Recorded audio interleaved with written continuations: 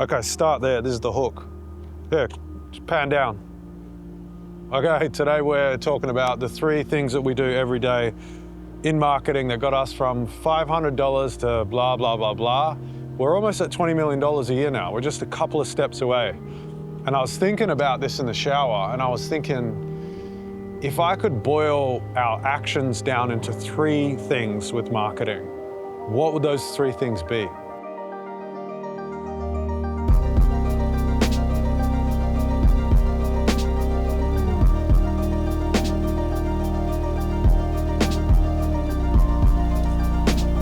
So, since the start of the business, we have only ever done 3 things in our marketing. This is really a recipe for going from $500 to $20 million, just focusing on these things time and time again, getting better at them and drawing the audience closer and closer and closer through these 3 types of content. We're gonna go through each one and then we're gonna pull it all together at the end. So the other part that's gonna happen is you're just gonna have to come with me in the day. Like, you're just gonna have to flow with me in the day, so it's not all gonna be sitting down and being in front of a whiteboard. I'm gonna be teaching you this on the fly as I go through the day.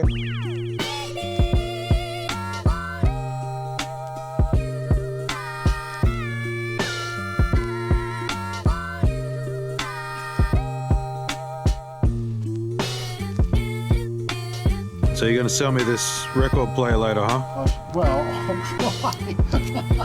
The best one you've ever had in there. This one. No, I'm coming in. I like to use. No, I'm coming in. Yeah.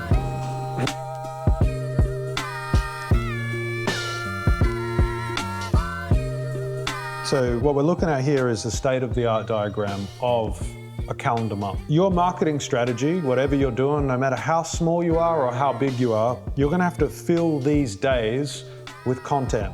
Content meaning emails, social, ads, blah, blah, blah. What type of content do you put into your marketing strategy, meaning what are you actually executing and scheduling to make your business hum, to give yourself the highest chance to connect with people and then to convert people?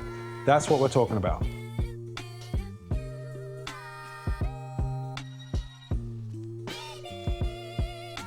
What we want to do for you is make this really simple. So the first thing that you're going to think about in your content, and we're all thinking about it all the time, is sales. So there's going to be, in our state-of-the-art diagram, throughout your calendar, for social, for email, for everything, you're going to have sales content that drops here. The thing that you're aiming for at all times is the sales content.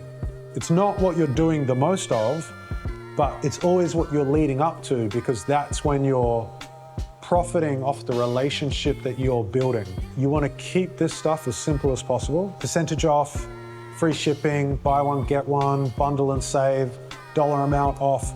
So number 1, keep it simple. Number 2, create a reason why you're running the sale, which is almost as important as the offer itself. This is appealing to the logical part of the brain of your audience. If we see an offer and there's not a good reason why, we don't quite logically justify it. It's only half of the story that you need for good sales content. What it does for the customer is they feel something, and then second, they need to justify it in their mind so that their emotions and their logic is in alignment, and then that's when they will usually buy something from you. So, great reason why. I've got some examples. Calendar day, over-ordered stock, woke up feeling frisky. The third step to good sales content is a respectful cadence, which means you don't want to send too many sales campaigns. You don't want to do too much sales content, because otherwise your audience is going to feel like they're being clubbed in the face with a bat that says sales on it. They're just getting clubbed in the face and they're like, I'm out of here. I don't want to deal with these guys. All they do is keep asking me for money. So you want to toe the line between what's optimal for your business in the short term and what's optimal for your business in the long term. We've found that doing 2 offers a month is great.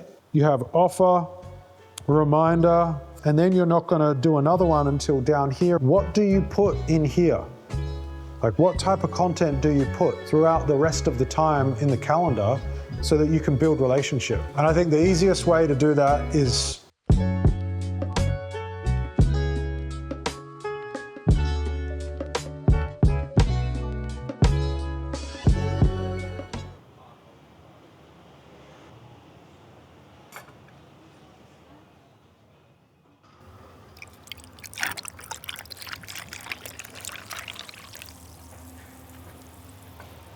So in between sales stuff, that's when you want to drop your educational content. Education equals value. Value to your audience equals useful. Useful means connection between you and customers increasing, and that's giving you authority. When you have authority and people look to you for answers, that's when you start to develop trust, and trust is what you need for a transaction. And the easiest way to do that is to think of all of your educational content as a listicle. A listicle is a list. It's like BuzzFeed used to do back in the day, where it was 7 ways to raise your son so that he doesn't become a communist, or whatever. 3 steps to XYZ, whatever it is. If you think about that from a creative point of view, you don't have to title your stuff as a listicle, but it allows you to outline in a sequence which makes sense to the audience, which keeps you creating on a straight line. If you're educating somebody on your manufacturing process, again, it's a sequencing of events. If you're teaching somebody how to shoot a basketball, get your legs balanced, bend down, straighten your elbow, flick your wrist, it's a listicle. But all you need to think about as a brand is like, what are the problems that your brand solves? And now what does the audience need to know before they see your product as the best possible thing to solve the problem that they have? And that's where the EDU comes from. That's why you give away free game to your audience, because you're building their knowledge of what they need so that they see value in your product, and they see you as an authority, and they trust you. Transaction becomes easy. So now when you have your EDU content plugging out before your offer converts that much better because the EDU content pre-frame them. Okay, so the next thing we're going to talk about is the ignition to everything. What was your best performing Helsinki ad? It was a founder ad. Yeah, it was a story of my experience with selling prints, and it educated people. It ripped it up, man. It killed it.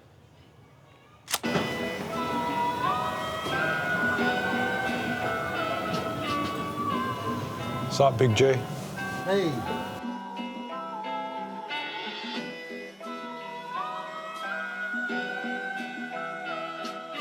Looks like low tide.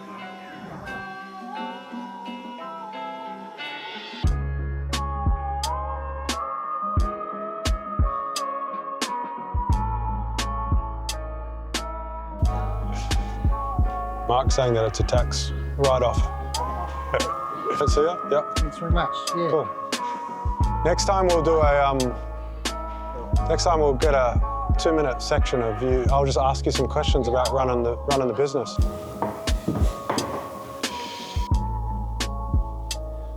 Storytelling's a real cheat code. It is the absolute best skill that you can learn if you want to make your business grow. We talked about offers, we talked about education and listicles, and the beautiful part about story is you can put stories into both of those things which amplify the effectiveness of the offer and sale or the listicle and the education.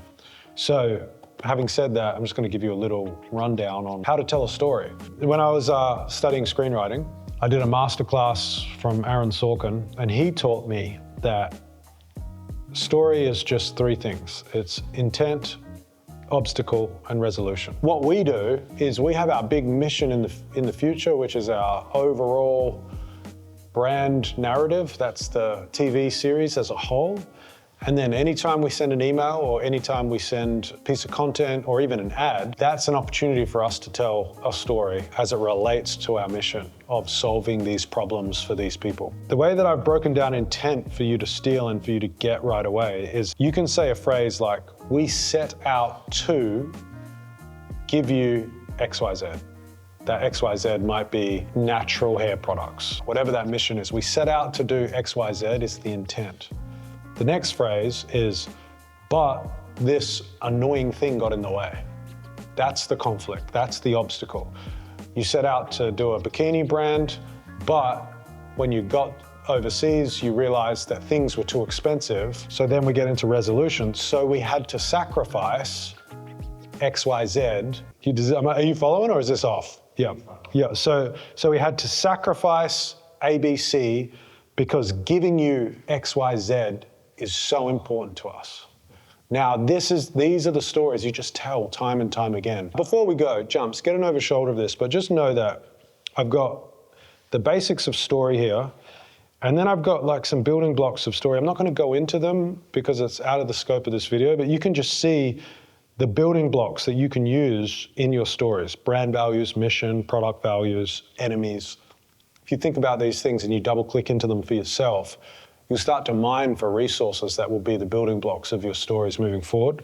And then I've got this Venn diagram, which is basically just mission, values, problem, solution, and in the middle, that's where your truest impact will have. When you're talking about your mission, your values that are being tested, and aligning that with the problem solution of what your brand actually sells, the products, which are always a solution to a problem, that's when you start cooking. That's when you get to the next level. Hey, Az. Hey. Do you think storytelling is the most powerful vehicle for us in terms of content? I mean, look at the results. Fuck yeah. Are all the founder ads you're making at the moment story-based? How much is it spending a day at the moment, your ad, your founder story? Oh, I don't know. Should I have a look? Yeah, roughly. All I know is that it's taking the majority of the spend. So how much are we spending a day? Almost 30 grand. You happy about that? You don't seem thrilled. I don't say happy about it. But I'm making more.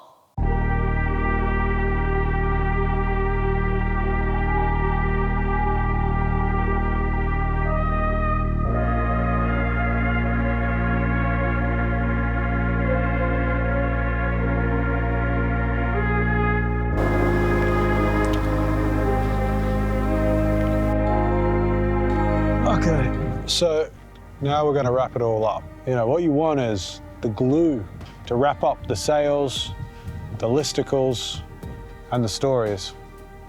And that glue is made up of two different things. The first one is relevance for your audience. Relevance is just whatever's useful, whatever's interesting, whatever's important to your audience.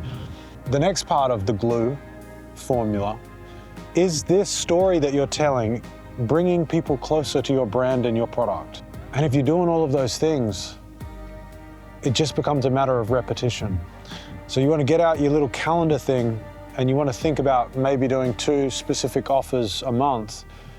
And then in the lead up to those offers, what education are you dropping and what stories are you telling that are going to bring people closer and pre-frame them for that specific offer? If you can do all of that stuff, then, well, that's how we've built our brand. So there's nothing magic about this. It's just how good can you get at this game? How good can you get at telling stories about dropping content, about EDU? If you can get great at it and you can make stuff that's relevant to your audience and you can make stuff that brings people closer to your brand, connects them, the game's over, you win.